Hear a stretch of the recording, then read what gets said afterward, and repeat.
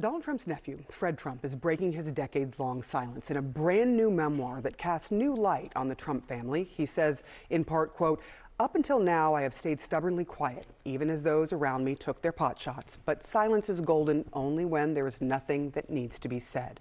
Fred Trump is now saying many things about his uncle, including that Donald Trump uses people based on their race to his advantage. The Trump camp, of course, responding to this, saying, quote, "This is completely fabricated and totally fake news of the highest order. It is appalling," they say, "a lie so blatantly disgusting that it can be printed in media. Anyone who knows President Trump knows he would never use such language in false stories like this, and they have been thoroughly debunked. This is nothing more than a cheap shot to sell copies of a book that belongs in the bargain bin of the fiction section." So you've heard all that. Fred Trump is joining me now. You have heard some of these insults slung at you before, I am sure. Your new book titled All in the Family, The Trumps and How We Got This Way. You've talked about this silence of yours. Why now? What is left to say? Because a lot has been said about your uncle. Oh, sure. Through the decades. I was in the rough and tumble real estate world for 35 years, but I always tried to keep a low profile. I just wanted to do my job. I have a wife and 3 great kids. The youngest, William, has complex disabilities. When Donald started running in 2015, we had dead animals thrown on our lawn, reporters coming up to our door unannounced, cars in the driveway, etc. A couple of years ago, William moved into a group home close by, but not in our house. The other 2, Andrea and Christopher, live in the city. So with that safety factor in place, it was time for me to speak up. And the other inspiration for it, if you will, was January 6th, inspiring in a bad way. And Donald had a big role to play in that. So while the book's genesis is to honor my father, Freddie, Donald's older brother, who's a caring and charismatic guy, and William, who is the most courageous and inspirational person I know. I mentioned you're also very inspirational. It was time for me to talk. What happened with William? He was born with a rare seizure disorder, as I understand it. It affected him physically, it affected him developmentally. Yes. What happened when he needed help with paying for going to a facility so that he could live a better life? It's a long story. I'll boil it down. When my father passed away at the age of 43 in 1981 as a sophomore in college, Donald was named my trustee. After William was born, he spent 7 total weeks in hospital with, yes, a rare genetic mutation called KCNQ2. Donald, my aunts and uncles, my sister, no one visited William in the hospital. Okay, that happens. When we finally got home, there was a letter from Donald's attorney saying that Mary, my sister, and I were, in essence, kicked out of my grandfather's will.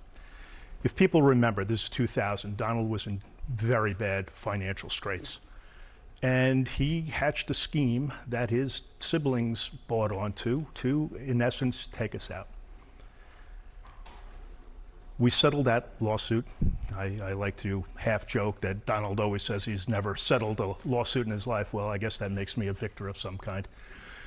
About 10 years after that, William's expenses are tremendous, as are so many people's expenses.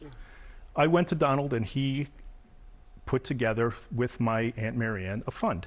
But the way I looked at it, that was my money that I was asking for. It would have been great if he graciously said, "Pal, you don't have to ask for it. Here, whatever you need, you got." Much like when I was doing my advocacy work going down to the White House and in the Oval Office. It would have been great if he said when he got into office in 2017, "I know what you're going through. I know you're advocating on behalf of millions of people who, in essence, are voiceless. Let's do what we can to help." It never really materialized that way. What did he say to you instead about helping your son? Well, it was in 2023. The fund was being depleted, and I went to him by phone. I said, "Look, this is what's happening. I need, for William's care, his therapeutic care." He said, "He doesn't recognize you. Let him die and move down to Florida." Now, I don't know how anyone could say that about any other human being, but to say it about your grandnephew, is pretty grotesque. And I said, no, he does recognize me.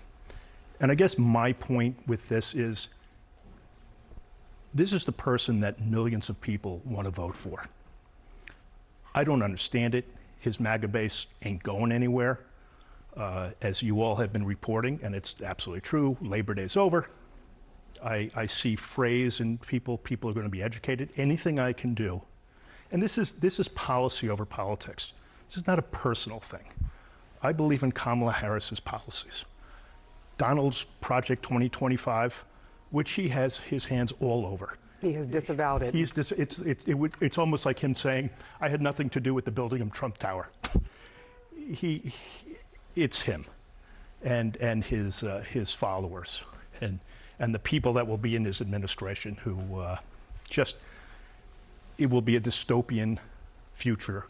I say future, but it will bring us back decades. So it sounds like you in part wrote this book to warn the public, in your mind, to not vote for your uncle. Yeah, I mean, again, there are folks that are going to vote for him no matter what. If I'm asked, I will campaign on behalf of the Harris campaign and get the word out. My mom was born in Kalamazoo, Michigan. I'd love to go to Michigan. I went to Lehigh University, as did my dad, as did my son Christopher. Andrew went to school in Philadelphia. I have family in Pennsylvania. Very important state. And I say I'm a different kind of Trump. I think I can fit in with any group of people. That's just my personality. Fred Trump, thank you so much for sharing. I know these stories are really hard to talk about because they are very personal, but they are important. A lot of families are suffering with family members who have disabilities, who have to pay for some of these things, and it is very difficult. Thank you for coming in. And I'm in the midst of reading your book, so I appreciate your time this morning. Enjoy.